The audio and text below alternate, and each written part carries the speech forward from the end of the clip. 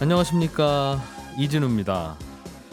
최근 우리나라 가상화폐 거래소들 5곳이 이 가상화폐 발행량을 허위 공시했다는 이유로 암호화폐 위믹스를 상장 폐지하겠다고 해서 논란이 이어지고 있습니다.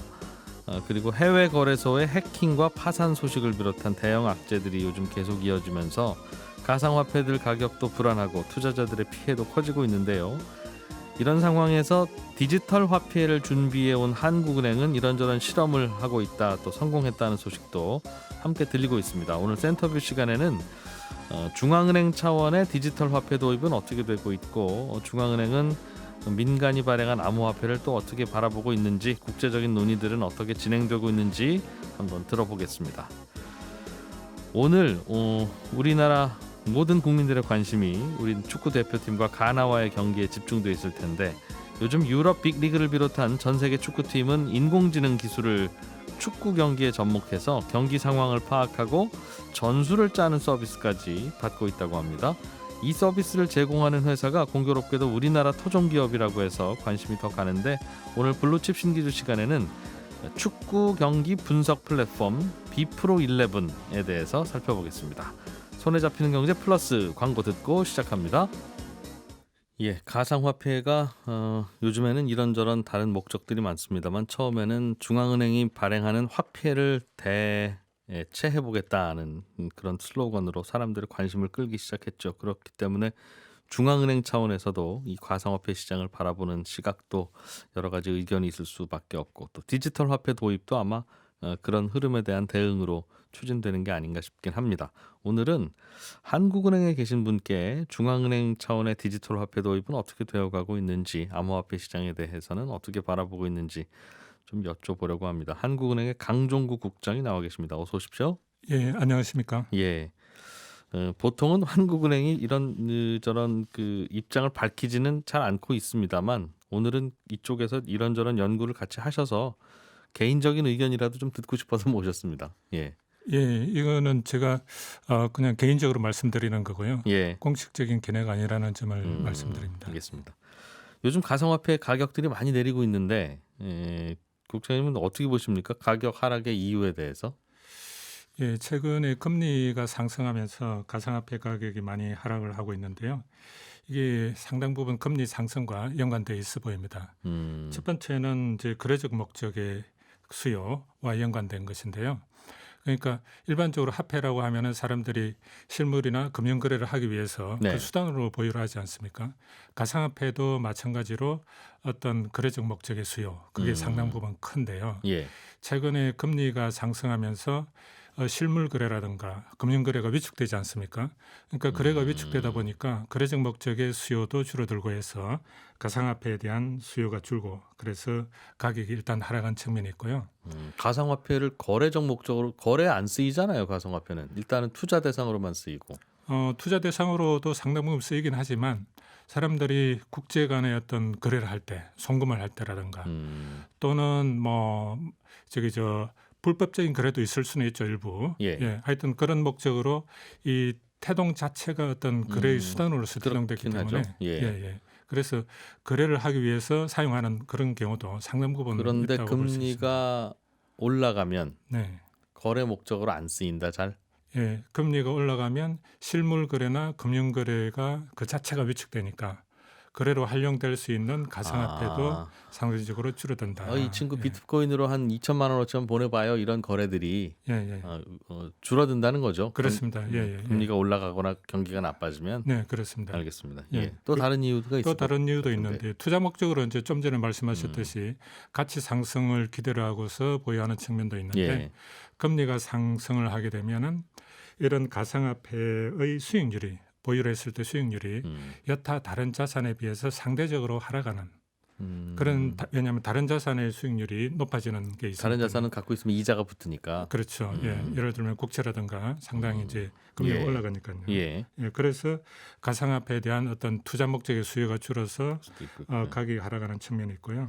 마지막으로 들 수 있는 거는 이제 어떤 준비 자산 측면이라고 볼 수 있는데, 스테이블 코인을 발행을 할 때 준비 자산으로 국채 이런 걸 보유하는 경우가 있지 않습니까?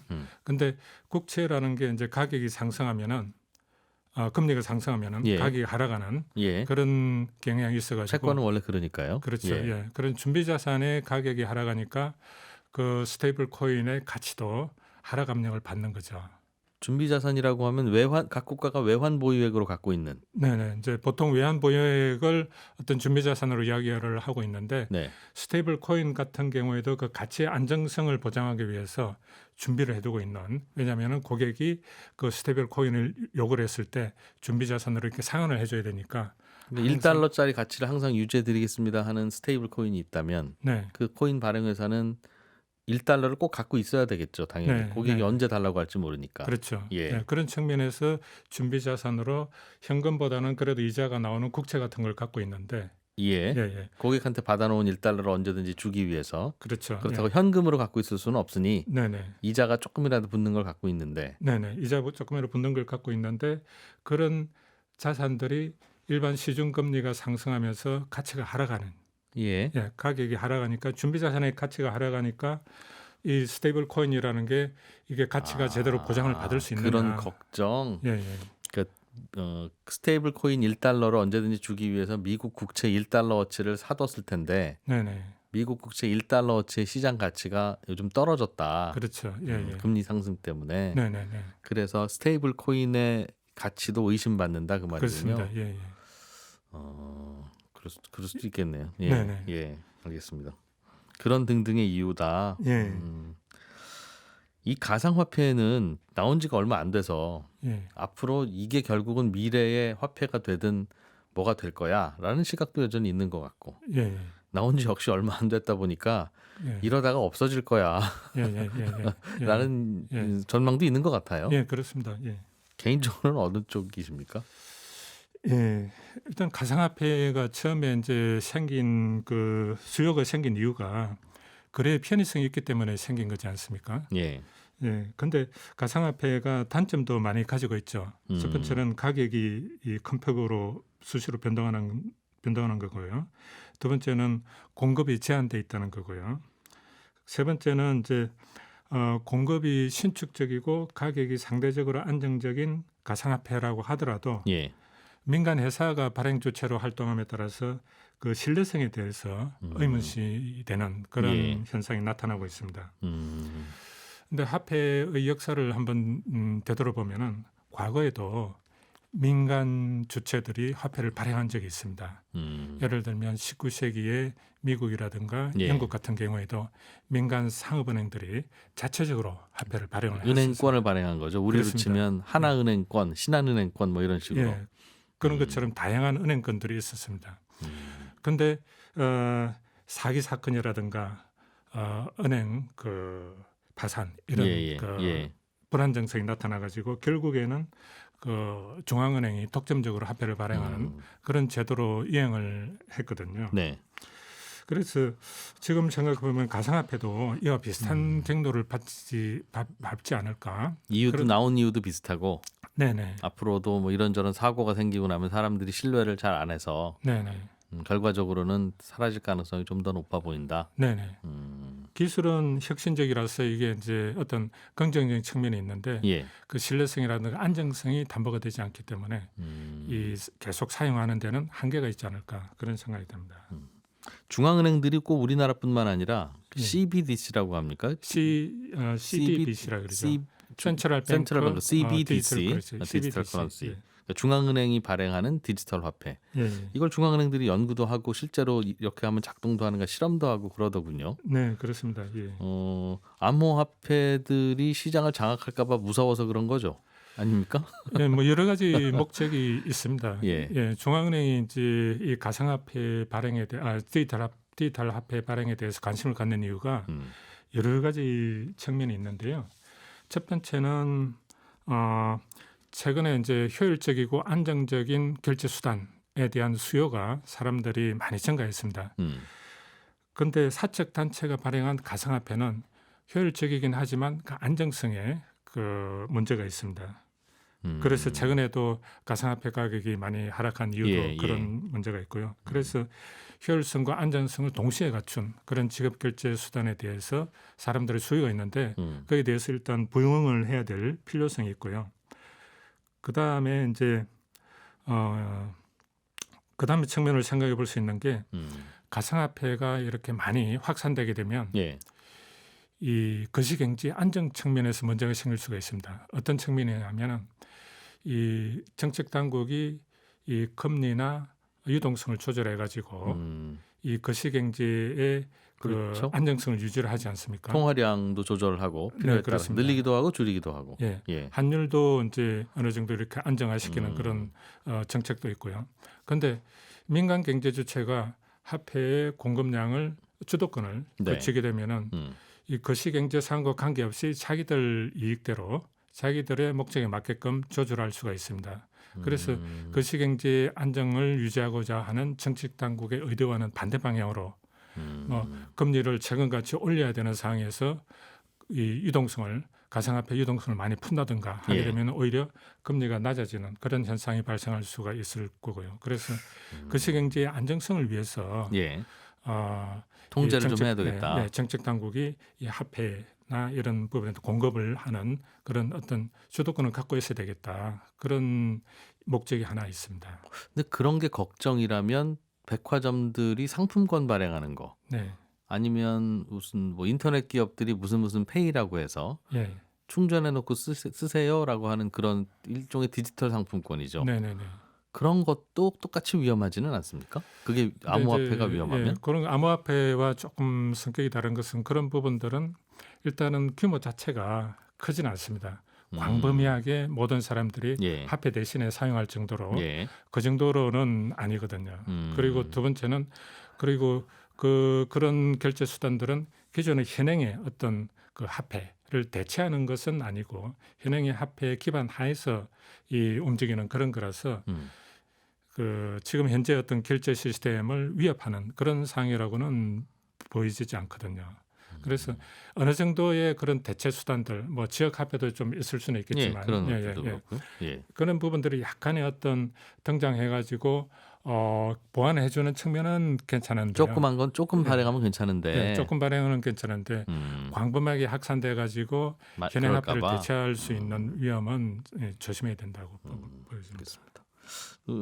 디지털 화폐를 발행한다고 해서 네. 이제 나라들마다 아직도 현금 많이 쓰는 나라들도 있잖아요. 예. 그러니 그런 나라들은 좀 디지털화 될 필요가 있어. 네네. 현금 갖고 다니다가 불편하기도 하고 또 뭐 네네네. 소매치기도 당하고 하고 하면 네네네. 불편하니까요. 네네. 그런데 우리나라는 이제는 뭐 전 국민이 다 그렇진 않습니다만 사실상 신용카드 쓰고 있고 휴대폰으로 다 뭐 뱅킹도 하고 있고 뭐 웬만한 결제는 간편 결제로도 많이 하니 그게 사실상 디지털 화폐 아닌가. 근데 중앙은행, 즉 한국은행이 굳이 뭘 또 더 하시려고 하나? 뭐 이런 생각도 좀 들어요. 이미 디지털 화폐가 우리 생활 속에 상당히 보급되어 있고 우리가 쓰고 있는 거는 아닙니까? 예, 디지털 화폐가 상당 부분 많이 확산되어 있는 것은 사실입니다. 예. 예를 들면 중국만 해도 알리바바라든가 이런 걸로 간편 결제를 해서 그렇다고 하더군요. 엄청나게 편하게 노점상에서도 받고. 예. 상당 부분 굳이 왜 디지털 위안화가 필요할까 이런 의문이 들 수도 있거든요. 그런데 각국들이 이렇게 이제 디지털 커런시 발행에 대해서 관심을 가지는 주요 이유 중에 하나는 가상화폐가 등장해가지고 2019년이죠. 2019년에 페이스북에서 리브라 발표 계획을 했지 않습니까? 네. 그러니까 그런 어떤 글로벌 디지털 커런시가 광범위하게 사용이 확산이 된다라고 했을 때 여러 가지 부작용을 생각해 볼 수가 있거든요. 어떤? 예를 들면 이제 신흥국 같은 경우에 특히 위험한데요. 신흥국 같은 경우에는 그런 리브라를 통해서 자본이 유출될 수가 있습니다. 자본이 어떻게 유출되는 건가요? 그러니까 위안화를 갖고 리브라를 바꾸는 거죠. 리브라를 갖고 이제 리브라를 보유를 하고 있는 거죠. 위안화를 가지고 있는 게 아니고. 리브라는 그 예전에 페이스북이라고 하는 회사가 만들려고 했던 화폐였죠. 지금은 이제 그게 이제 그 추진을 하고 있지 않습니다만. 그런 식으로 가상화폐라는 어떤 하나의 통로를 통해서 그 신흥국에 있는 자산이 선진국이라든가 주요 다른 나라로 이전될 수 있는 그런 경우가 생길 수 있기 때문에. 신흥국에서는 특히 이제 신흥국은 지금 자본 유출 규제를 많이 하고 있습니다. 우리나라는 자본 유출입이 상당히 자유로운 국가 중에 하나지만 신흥국은 그런 규제를 많이 하고 있어가지고 리브라라든가 다른 가상화폐가 들어와서 마음대로 사용이 된다 그러면 그런 식으로 해서 자본이 유출될 수 있기 때문에 신흥국은 리브라를 쓰려고 리브라를 사려면 네. 달러를 주고 리브라를 사와야 되겠군요. 신흥국 같은 경우에 달러를 주고 리브라를 산다기보다는 중국 같으면은 위안화 가지고 바로 리브라로 바꿀 수가 있죠. 그럼 페이스북은 이제 결제하는 그런 장소가 있을 테니까요. 거래소가 있을 테니까요. 예. 그래서 그걸 갖고서 위안화를 갖고서 가상화폐를 살 수 있는 네. 그런 거래소가 있으니까 이제 지금 거래소들이 지금 우리나라도 있고 많은 나라들이 있지 않습니까? 예. 거래소들이 하는 역할이 어떤 국가의 통화를 갖고 가상화폐와 교환해주는 그런 역할을 하니까 그래서 이제 신흥국 같은 경우에 자본 유출이 확대될 위험성이 크고요. 또 하나 더 위험성이 있는데 신흥국 같은 경우에 지하 경제가 규모가 크지 않습니까? 네. 그러니까 가상화폐를 고려를 해가지고 지하 경제가 더 확산될 수 있는 여지가 있다는 측면이 있죠. 그래서 이제 가상화폐 규제에 대해서 신흥국하고 선진국하고 차이가 있습니다. 신흥국은 규제를 많이 하는 편이고요. 선진국은 규제가 정도가 낮은 편이거든요. 이제 그 이유 중에 하나도 그 신흥국은 자본 유출입 위험 그리고 그 지하 경제 확산 위험 이런 부분들이 있어가지고 신흥국에서 규제를 더 많이 하고 있는 그런 상황이다라고 보면 될 것 같습니다. 그러니까 신흥국들은 돈 보내러 은행 가기가 예. 훨씬 어려우니까 네네. 그냥 너랑 나랑 코인으로 주고받자 네네. 하면 상대방도 그러마 하는 경우가 네. 많아서 그렇다는 거죠. 네네. 선진국은 그 인터넷 뱅킹으로 돈 보내면 되지 왜 쓸데없는 짓 하느냐 그러고. 그렇죠. 네. 알겠습니다. 그러면 중앙은행도 이런저런 디지털 화폐 사용 실험을 하고 있으면 조만간 우리나라든 다른 나라에서도 여러분 중앙은행이 발행한 디지털 화폐를 쓰세요. 이럴 날이 옵니까? 오겠습니까? 지금 이제 중앙은행들이 많은 연구를 하고 있습니다. 예. 근데 국가별로 보면은 그 도입 상황에 따라서 차이가 많이 있는데요. 역설적이게도 지급결제 시스템이 발달되지 않은 신흥국에서 먼저 가상화폐, 그러니까 중앙은행 디지털 커런시를 도입을 했습니다. 그러니까 바하마라든가 동카리브 같은 그 중남미 국가, 그래요? 예. 나이지리아 같은 아프리카 국가들이 먼저 도입을 했는데요. 이런 나라들이 먼저 도입한 이유는 자국 내에 민간이 제공하는 지급결제 시스템이 발달돼 있지 않다 보니까 신용카드나 등등이. 예, 그렇습니다. 그러니까 중앙은행이 나서가지고 우리가 지급결제 시스템을 제공을 할게 네. 하면서 중앙은행 CBDC가 먼저 도입된 그런 측면이 어느 있습니다. 나라가 그렇다? 나이지리아요? 예, 나이지리아가 있고 동카리브, 바하마 이런 그럼 나라가 그런 있습니다. 나라들은 각 국민이 휴대폰에 앱을 하나씩 깔고 네, 각자 은행 계좌에 있는 돈을 중앙은행이 그 앱에다가 넣어줄게 숫자로. 네네, 뭐 가게에서 쓰던 송금을 하던 이 숫자를 써라. 네네. 그런 거죠. 네, 그렇습니다. 마치 우리가 이거는 모바일 뱅킹 하듯이. 모바일 뱅킹하고 마찬가지입니다. 예. 그래서 그게 디지털 화폐라면 우리는 이미 하고 있는 거 아니냐. 우리는 예. 더 안 해도 되지 않느냐 하는 그런 질문이었어요. 예. 그 우리나라는 이제 그런 민간이 제공하는 그런 뭐 신용카드라든가 이런 결제 수단이 많이 그 발달이 돼 있긴 한데 예. 아예 지금 국가가 하는 거. 국가가 이제 하는 거 그거는 또 다른 측면으로 생각해 보면은 현금 이제 사용, 네. 현금 사용이 지금 자꾸 감소하고 있지 않습니까? 예. 그래서 언젠가는 현금이 이제 사용되지 않는 그런 상황이 올 수가 있고요. 예. 그러니까 지금 이제 중앙은행이 추진하는 디지털 커런시가 현금을 대체하는 네. 현금 대신에 전자지갑이다라고 볼 수 있는데요. 이제 그런 측면으로 추진하는 그런 게 있습니다. 사실상 우리가 이야기에는 그럼 신용카드 회사나 은행의 역할을 네네. 한국은행이 대한민국 정부가 네. 그 이름으로 한다는 뜻이네요. 그 신용카드나 이제 일반 은행이 제공하는 기능을 대체하겠다 그런 예. 건 아니고요. 민간이 이제 들고 다니는 현금 이런 게 불편하니까 대신에 전자화한 형태로 갖고 다니면 훨씬 편하지 않겠느냐. 이미 편해서 우리는 그렇게 하고 있죠. 예, 그렇게 하고 있지만 여전히 이제 현금이나 동전이나 이런 게 사용이 되고 있는 거죠. 아예 그것조차도 예. 못 갖고 다니게. 네네네. 그리고 지금 현재 당장은 그렇게 이제 디지털 커런시를 알겠습니다. 예. 자, 그 얘기는 조금 좀 다음번에도 기회가 되면 그 이후에 업데이트된 내용을 좀 들어보겠습니다. 오늘은 여기까지 듣죠. 한국은행의 강종구 국장과 함께했습니다. 고맙습니다. 네, 감사합니다. 예, 저희는 광고 잠깐 듣고 다시 2부로 또 재미있는 이야기 들고 오겠습니다. 잠깐만요. 블루칩 기업들의 이슈와 그 이면의 이야기들을 살펴보는 블루칩 신기주 시간입니다. 오늘은 유럽 축구 리그 팀들이 이 남몰래 쓰고 있는 축구 경기 분석 솔루션을 개발하는 우리나라 토종 기업 얘기를 좀 들어보려고 합니다. 더밀크 코리아의 신기주 부대표님 나오셨습니다. 어서 오세요. 네, 안녕하세요. 비프로 11 이게 회사 이름이에요? 네, 비프로 11인데요. 이게 프로 11 그러니까 프로 11명한테 비 될 수 있다. 이런 뜻입니다. 네, 누구나 데이터를 이용하면 우리도 축구 선수가 될 수 있다. 뭐 이런 내용이죠. 그 축구 팀에 뭘 팔아서 돈을 벌어보자는 스타트업이에요? 축구팀한테 예. 이제 데이터를 팔아서 분석해서 이제 뭐 열심히 해봐 이런 게 아니라 네. 어디에 압박을 몇 번 더 해봐라던가 패스를 몇 번 횟수를 2번 늘려봐 예. 이렇게 데이터로 코칭을 할 수 있고 선수 기량을 높일 수 있도록 도와주는 인공지능으로 축구 영상을 분석해서 축구 경기력을 높여주는 스타트업이에요. 축구 영상이야 많잖아요. 우리도 사실 TV로 뭐 이것저것 찍기도 하고 방송국들도 카메라 여러 대 들고 가서 찍으니까 영상은 많을 텐데 그걸 분석해 주는 거죠. 그 영상을 보통 지금까지는 노련한 코치가 네. 보면서 이건 이렇게 좀 해야 되겠구나라고 그렇게 해서 이제 지시도 하고 계획도 짜고 그러잖아요. 그렇죠.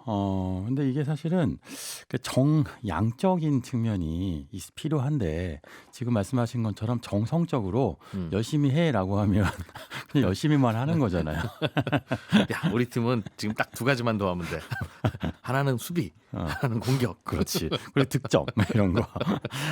사실 이런 건 옛날 축구인 거고. 어떻게 해주는 겁니까? 그럼 이런 겁니다. 그 데이터를 기반으로 하면요. 압박이라고 하죠. 축구 경기 상황에서 압박이라고 하는 게 수비 압박을 하라고 얘기하잖아요. 예. 근데 압박 상황이라고 하는 건 데이터 기반으로 설명을 하면 선수가 한 명 있으면 선수 반경 5m 안에 상대 선수가 3명 이상이 있는 경우가 압박 상황이라고 표현해요. 네. 네, 그러면 한 경기 상황으로 압박을 몇 번 할 수 있느냐. 왜냐면 11명이니까 한 선수한테 3명은 모으기가 굉장히 쉽지 않잖아요. 그렇겠죠. 그러면 압박 상황을 몇 번 연출할까? 그럼 데이터 상황으로 몇 번이 가능한가? 그러면 공이 뚫리는가 안 뚫리는가를 갖고 감독이 압박 상황은 어떻게 연출하고 횟수는 몇 번이고 이런 걸 요구할 수도 있게 되는 겁니다.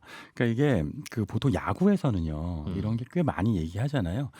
지금도 스토퍼리그인데 야구는 보면 야구 안에서 뭐 타자의 타율은 몇 번이고 투수의 뭐 방역은 몇 번이고 뭐 이런 거 갖고 나서 분석하는 경우는 꽤 있는데 야구는 어울릴 것 같아요. 저 네. 친구는 뭐 슬라이더 볼이 약하다든가 그렇죠. 타자를 분석할 때는 왜냐하면 야구는 정적인 스포츠니까 그러니까 데이터도 과학적일 수 있는데 네, 축구도 이게 가능한데 이게 가능하게 하려면 그렇게 많은 영상들이 있어도 이걸 네. 분석할 수 있는 데이터 툴이 필요한 거고 요걸 비프로 11이 제공하고 있는 겁니다. 분석을 해서 어떤 솔루션을 내준다. 네, 일단 촬영을 하고 예. 분석을 하고 그걸 또 선수 또는 코치한테 공급해주는 공급 플랫폼까지 3단계에 걸쳐서 데이터 분석해줘요.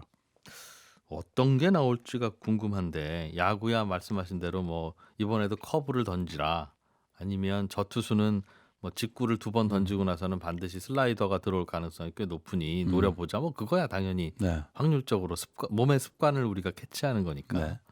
축구도 그래요? 축구도 그게 되더라고요. 이게 어떤 그러니까 게 보면 되죠? 이제 우리 같이 이제 관중들은 그러니까 그 경기의 흐름만 보잖아요. 예. 그런데 이거를 하나하나 분절해서 축구도 볼 수 있던데 보면 이런 게 있습니다. 일단 경기장 위에 카메라를 설치를 해요. 3대를. 네. 예. 보통 이제 스카우터 시점이라고 하는데 흔히 말해서 경기장 위에서 내려다보는 버드아이 뷰로 경기장을 전체를 보는 카메라 3대를 설치합니다. 그다음에 각 선수들의 움직임을 트래킹을 해요. 여기 보면 오브젝트 트래킹 기술이라고 하던데 선수 11명의 움직임이 어떻게 움직이는지를 네. 점으로 찍어서 다 보여주는 그 거예요. 카메라가 찍어요? 네, 그러면 제가 그 화면을 봤는데 와. 카메라 위에서 점들이 계속 움직이고 그 선들이 계속 연결되어 있어요. 그러니까 선수 한 명이 예를 들면 손흥민 손흥민 선수가 몇 킬로 뛰었는지가 다 나오겠네요. 나오고 어디서부터 어디까지 움직였는지 주로 어떤 공간을 점유해서 활용했는지를 다 알 수 있게 되고요.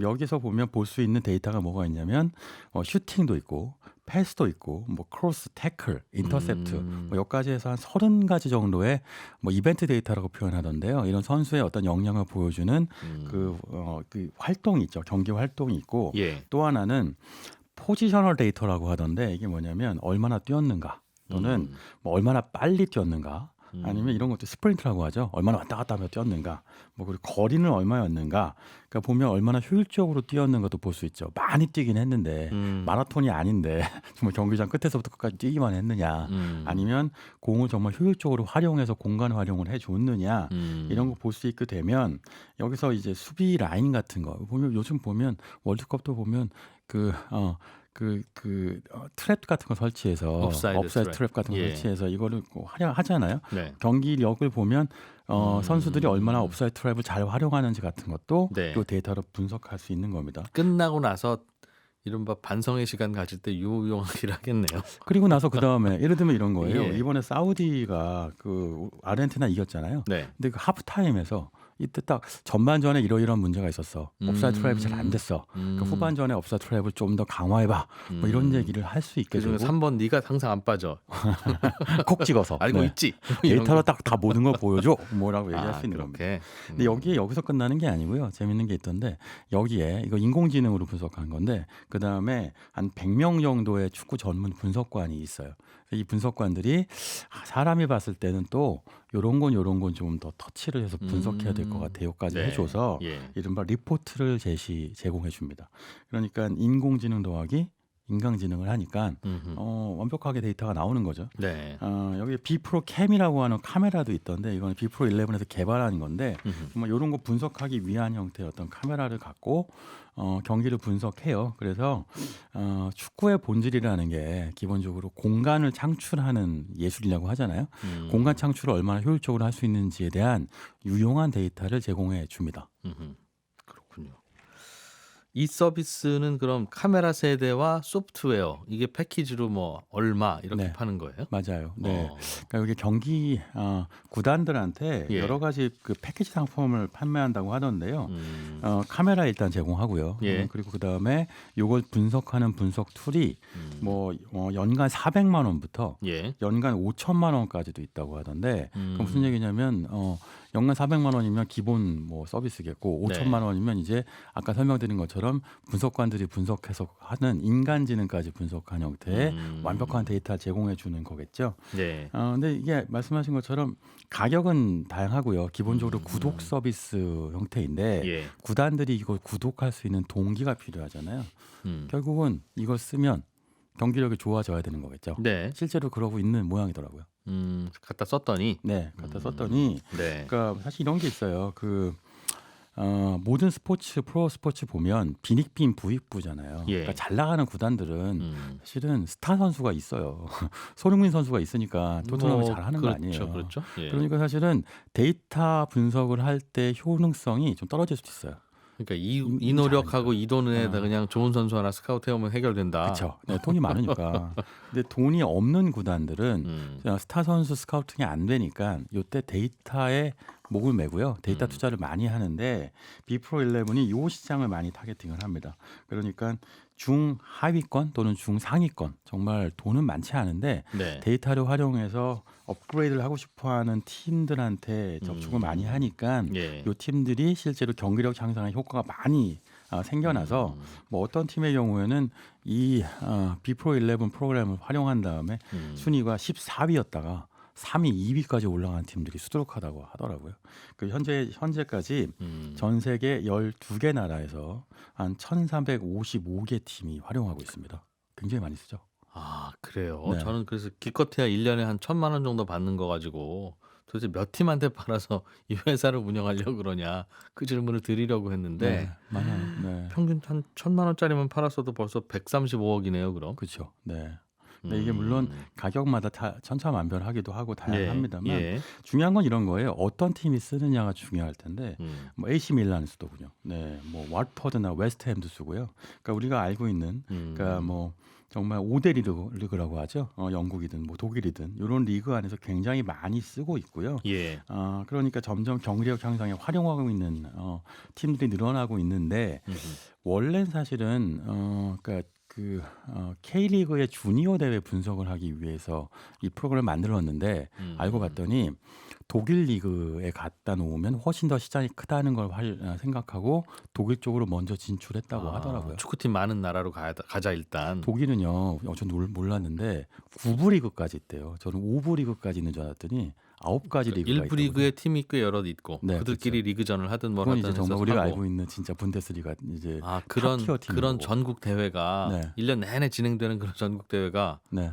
9개가 네, 있다고요? 네, 9개가 있어요. 그러니까 정말 두껍고 그 안에서 팀들도 굉장히 많으니까 우리나라하고 비교가 안 될 정도의 시장이어서 이 회사가 2015년에 창업했는데 2017년에 곧바로 네. 독일 진출해서 시장을 굉장히 크게 키워서 지금은 유럽 리그 쪽에서 꽤 유명한 프로그램이 되어 있습니다.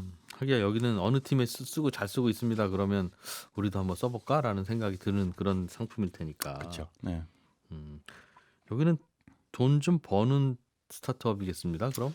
네, 지금 투자도 꽤 많이 받았고요. 수익도 꽤 많이 난다고 하는데 물론 이제 상장은 되어 있지 않으니까 예. 뭐 매출을 막 분석하고 있지는 않은데 제공해주고 있지는 않은데 지금 말씀하신 것처럼 기본적으로 쓰는 구단들이 증가하고 있어서 시장은 확대되고 있는 상태고요. 그리고 지금 투자도 뭐 알토스, 소프트뱅크 이런 곳에서 한 120억 원 정도 받았거든요. 예. 그렇게 해서 투자 계속 받고 있고 요거 활용해서 계속 프로그램을 개발하고 있어요. 특히 요거 만든 이제 비포11 대표가 네. 축구 많이 하거든요. 원래 서울대 사회교육과 나왔는데 근데 군대에서 축구했던 얘기 많이 하던 분이었던 모양이더라고요. 군대에서는 축구 누구나 하죠. 네. 그리고 나서 군에서 축구했던 경험으로 대학교 가서 대학교 동아리 축구를 했다가 네. 거기서 뭘 얘기했냐면 우리 동아리 축구 기량을 높이고 싶어서 뭐 예를 들면 패스 몇 개 했다 또는 뭐 골 몇 개 넣었다는 걸 기록하고 싶은데 네. 이걸 다 손으로 쓰더라는 거예요. 그러지 말고 그러면 프로그램을 하나 만들자 해서 앱을 개발했는데 알고 봤더니 이 앱이 우리 동아리에서만 쓰는 게 좀 아깝고 쓸 수 있는 시장이 좀 더 있는 것 같더라. 네. 여서 아까 잠깐 말씀드린 것처럼 국내 K리그 주니어 대회까지 갔다가 네. 그 다음에 이거보다 국내보다 해외가 더 빠르네. 그래서 독일에 갔다가 지금은 요즘은 어떤 걸 시도하고 있냐면 플립이라는 걸 하려고 하는데요. 왜냐면 플립이 뭐냐면 국내에 본사를 두고 있는 스타트업이 해외로 본사를 이전하는 걸 플립이라고 하는데 네. 런던으로 본사를 이전하려고 합니다. 이 회사가 네, 왜냐면 런던에 축구 프리미어 리그가 있잖아요. 그러니까 이제 정말 유럽 본토에 가서 팔아본다. 기술을 팔아보려고 하는 거죠. 군대가 사람 바꾼 케이스네요. 성덕이라고 하죠. 이른바 군대에서 덕질해 갖고 축구 야. 성공한 케이스라고 할 수 군대에서 있습니다. 축구하다가 근데 예. 그 프로그램 할 줄 아는 분이 아니었어요. 사회 교육학과니까 원래 이제 엔지니어는 아닌데 네. 그 멋쟁이 사자처럼이라고 이제 스타트업 업계는 꽤 유명한 프로그램 코딩을 가르쳐주는 교육 프로그램 회사에 들어가서 네. 공부를 합니다. 그래서 코딩을 직접 배워서 본인이 뚝딱뚝딱 만드는 거죠. 그리고 또 하나 놀라운 건요. 독일에 갔는데 진출을 불과 2년도 채 안 돼갖고 예. 독일어 할 줄 몰라요. 그냥 독일어 할 줄 모르는데 일단 독일 가갖고 구단 만나서 축구공 보여주고 네. 우리 프로그램 보여준 다음에 얘기하니까 또 시작을 tus습니다. 이게 팩이라고 하는 건 여기서 나오는 것 같아요. 네. 공격적 축구와 공격적 사업 연결되는 것 같습니다. 이분은 결국 끝까지 잘 돼서 군대에서 축구한 보람이 있어야 되는 건데. 군대에서 열심히 알겠습니다. 축구하면 스타트업을 창업한다는 거 보여주는 산증이죠. 이렇게 스포츠에 기술을 적용하는 걸 스포츠 테크라고 부른다면서요? 네, 맞아요. 이 시장 자체가요 점점 굉장히 빨리 증가하고 있는데 예. 지난해 기준이면 2021년에 82억 달러 기준이었는데 거의 매년 3배씩 성장하고 있는데 2026년이면 2배 성장하겠죠. 165억 달러가 됩니다.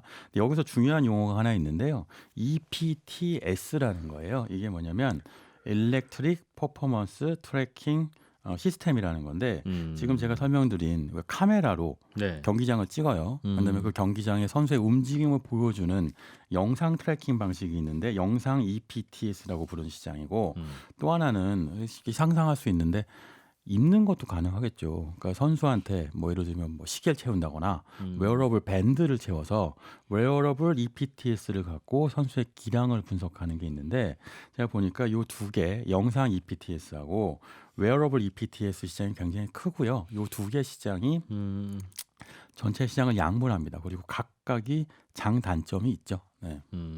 두 개를 나누면 어떻게 나눈다고요?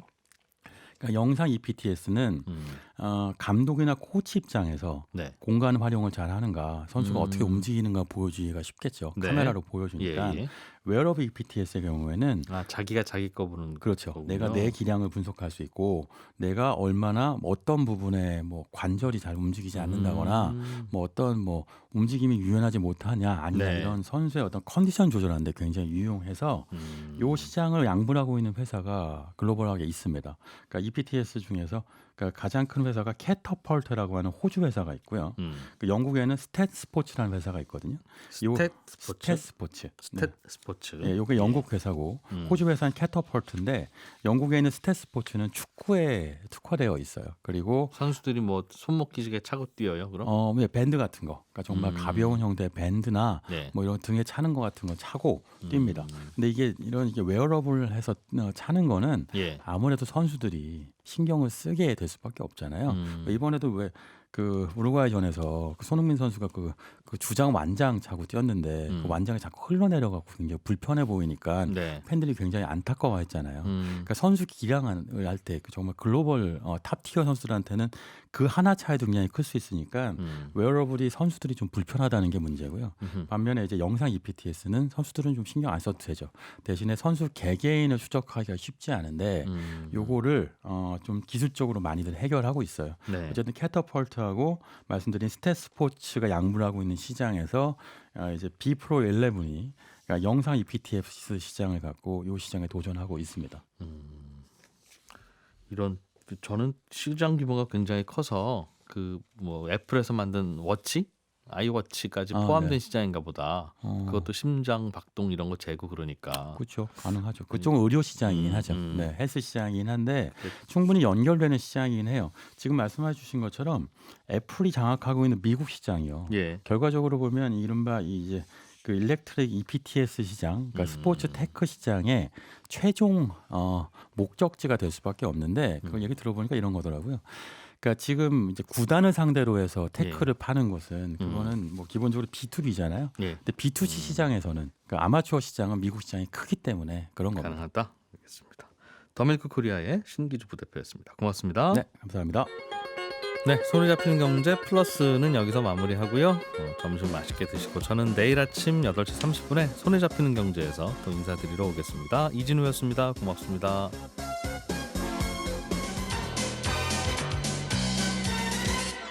더 깊고 더 재미있는 경제 이야기.